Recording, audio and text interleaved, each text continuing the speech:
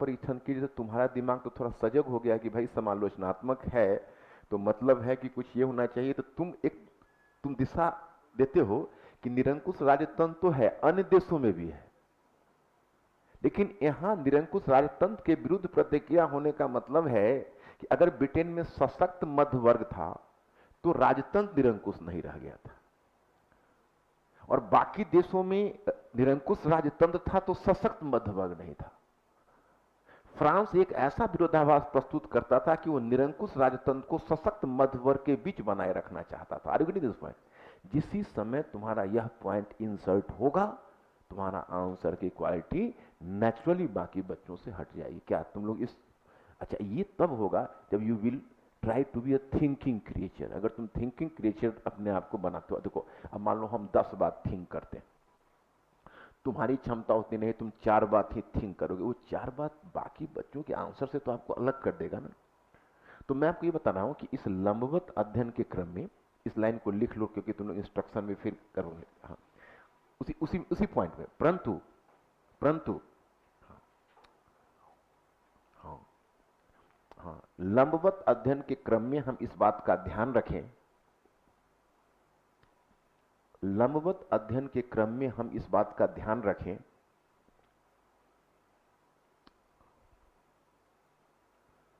हम इस बात का ध्यान रखें कि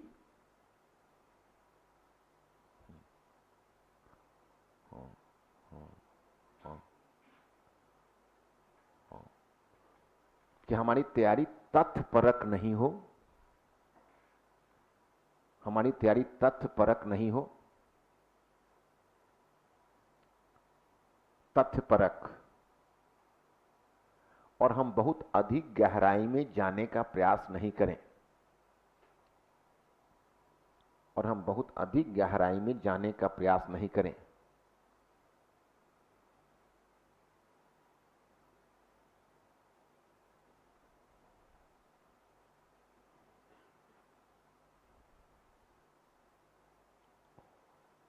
नहीं करें। अब नीचे ब्रेक दीजिए और लिखिए। हाँ, हाँ, पॉइंट नंबर 2। हाँ, लिखिए। हाँ, लिखिए। हाँ, हाँ, लिखिए। विभिन्न टॉपिक का क्षैतिज अध्ययन, चाहे विभिन्न टॉपिक के अध्ययन का क्षैतिज तरीका, कि हमें यह ध्यान रहे, हमें यह ध्यान रहे कि विश्व इतिहास को, हाँ, ध्यान रहे कि विश्व इतिहास कोई अकेली घटना नहीं है।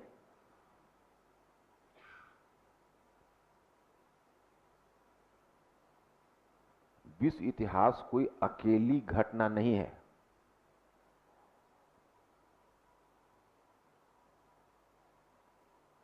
विश्व इतिहास कोई अकेली घटना नहीं है, अकेली घटना नहीं है। हाँ, घटना नहीं है। हाँ, हाँ, हाँ, देखिए। देखिए। हाँ, देखिए। हाँ, देखिए। हाँ, वर्तमान विश्व, हाँ, वर्तमान विश्व की संस्थाएं, वर्तमान विश्व की संस्थाएं,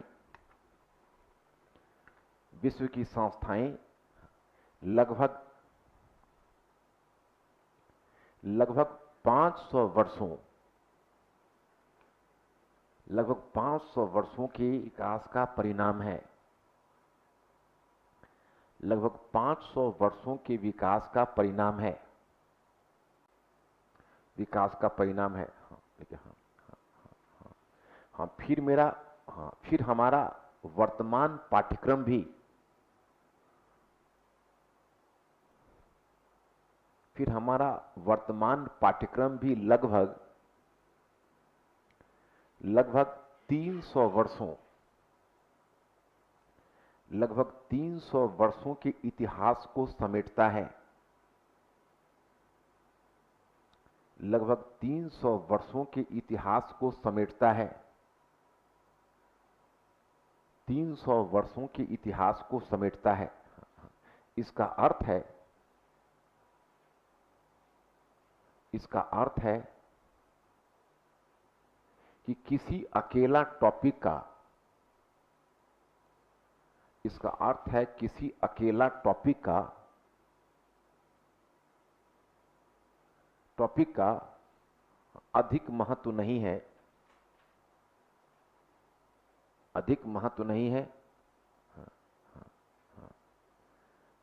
देखिए, हाँ, यह ऊपरी मंजिल तक पहुंचने का सीढ़ी मात्र है।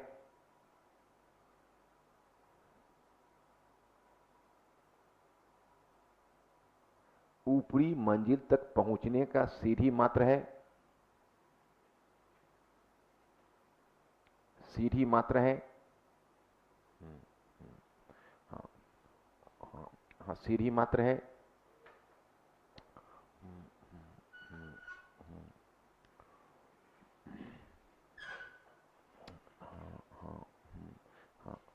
हाँ, सीढ़ी मात्र है। हाँ, हाँ, इसलिए प्रत्येक टॉपिक को अन्य टॉपिक से, प्रत्येक टॉपिक से अन्य टॉपिक को जोड़कर देखना आवश्यक है। प्रत्येक टॉपिक को अन्य टॉपिक से जोड़कर देखना आवश्यक है, जोड़कर देखना आवश्यक है। हाँ, इसे हम अध्ययन की क्षैतिज प्रणाली कह सकते हैं। इसे हम अध्ययन की क्षैतिज प्रणाली कह सकते हैं।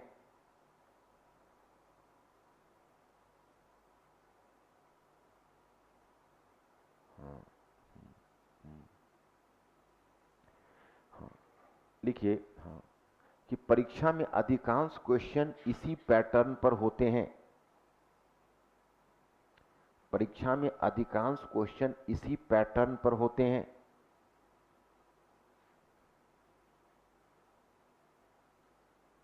अधिकांश क्वेश्चन इसी पैटर्न पर होते हैं।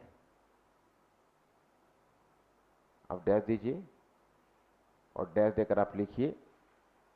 हाँ, हाँ, उसमें पहले लिखिए उदाहरण के लिए। हाँ, उदाहरण के लिए और डैश दे दीजिए और पॉइंट फर्स्ट लिखिए। पॉइंट फर्स्ट, हाँ, कि हाँ, जो पूंजीवाद यूरोपीय राष्ट्रों, जो पूंजीवाद यूरोपीय राष्ट्रों, यूरोपीय राष्ट्रों की शक्ति, यूरोपीय राष्ट्रों की शक्ति का कारण रहा था,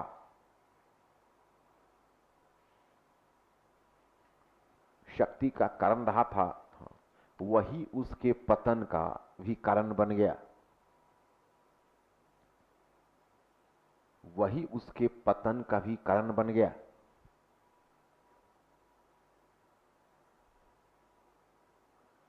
वही उसके पतन का भी कारण बन गया। परीक्षण कीजिए,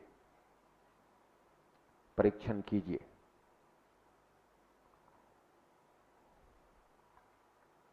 क्वेश्चन नंबर 2 लीजिए। कि 1870 का वर्ष, 1870 का वर्ष जर्मनी के लिए गौरव का वर्ष था। जर्मनी के लिए गौरव का वर्ष था, जबकि 1919 का वर्ष उसके लिए,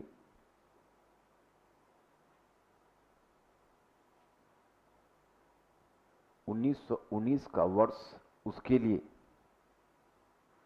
लिए अपमान का वर्ष,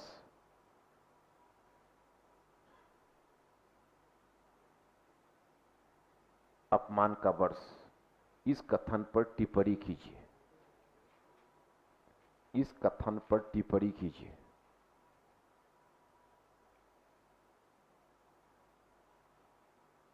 क्वेश्चन नंबर 3 कि 1914 तक केवल तुर्की ही नहीं, 1914 तक केवल तुर्की ही नहीं, बल्कि यूरोप के लगभग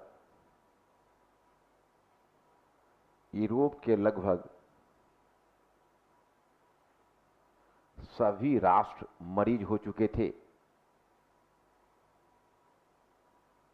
सभी राष्ट्र मरीज हो चुके थे।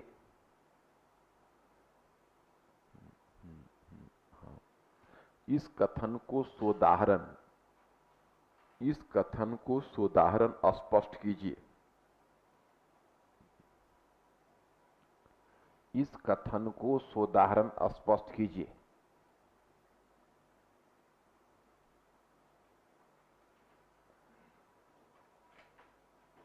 देखो, एक बात बताओ, 3 क्वेश्चन हमने दिए हैं। अब तुम ही बताओ, क्योंकि तुम लोग को मैं इसलिए आज कि तुम्हारा लास्ट क्लास है और तुम बेहतर समझ सकते हो कि क्या यह क्वेश्चन बिना क्षैतिज अध्ययन के संभव है लिखना। तुम लोग बाजार में रहते हो, तुमको क्या लगता है कि तुम लोगों को छोड़कर इस बाजार में कोई क्षैतिज अध्ययन की प्रणाली जान रहा है? और एक और सीक्रेट है, वर्टिकल अध्ययन से जो तुम तथ्य जमा करते हो, उस क्षैतिज अध्ययन के बाद तथ्य जमा करने की भी क्षमता बढ़ जाती है। हमसे ज्यादा तथ्य किसी को याद नहीं होगा। कोई तथ्य में अगर चैलेंज करे तो हम तथ्य में भी फाइट करने के लिए तैयार है, क्योंकि हमारी अवधारणा स्पष्ट है तो तथ्य हमें ज्यादा याद रहेगा। उस तथ्य में भी मात खा जाएगा हमसे। समझ आ रहा है कि तुम्हारे लिए कितना। लेकिन अब बच्चे, वो तुम में से आगे बढ़ पाएगा जिसमें एक पैशन होगा सफलता का, कि आग जिसको कहते हो ना, अंदर से।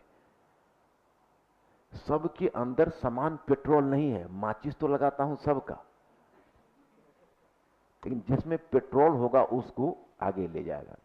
अब देखो, ये जो कई बार क्या होता है, जो परीक्षा भवन में कई बार क्या अधिकतर 50% यूपीएससी के क्वेश्चन में होता है कि वहां जाओगे तो सूत्र ही नहीं मिलता है। लिखूं तो क्या लिखूं? अब वो कहता है 1870 गौरव का था और वो अपमान कर लिखेंगे सभी, लेकिन 1870 में वो कहेंगे जर्मनी का ये हुआ, एकीकरण हुआ, जर्मनी महान राष्ट्र बन गया। वही जर्मनी को 1919 में प्रथम विश्व युद्ध का अपमान झेलना पड़ा। तो ये तो तुमको खुद भी कह रहा है।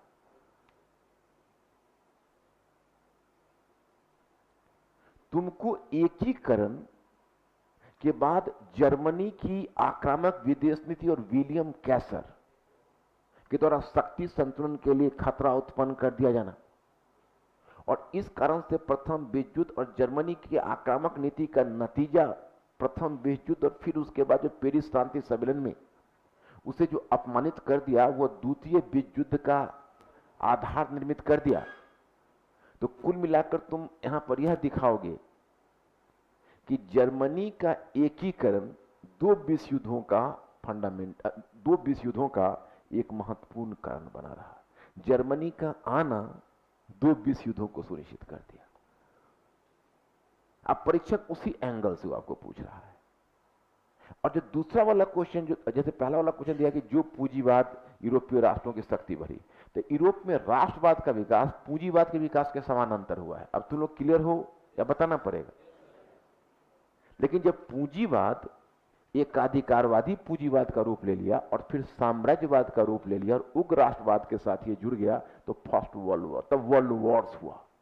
और वर्ल्ड वॉर्स में यूरोपीय शक्ति को धक्का मिला और अंत में दुनिया से भागकर उनको सिमट कर फिर एक बार यूरोप में आ जाना पड़ा। जो पूंजीवाद ने उनको एक अखिल विश्व की शक्ति बनाया था, वही पूंजीवाद उनके विनाश का भी कारण बना। इतनी दूर तक जा पा रहे हो तो क्वेश्चन हल हो जाएगा फिर से।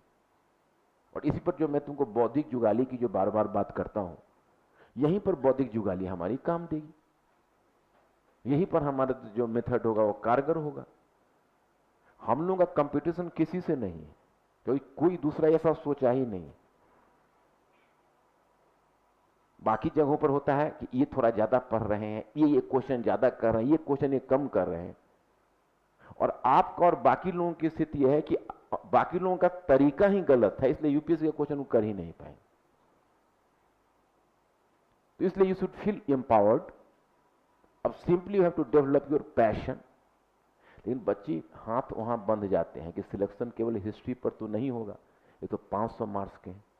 तुम्हारे पीछे रखा हुआ है 1250 मार्क्स अन्य, 4 मार्क्स जनरल स्टडीज का, 4 जो पेपर है।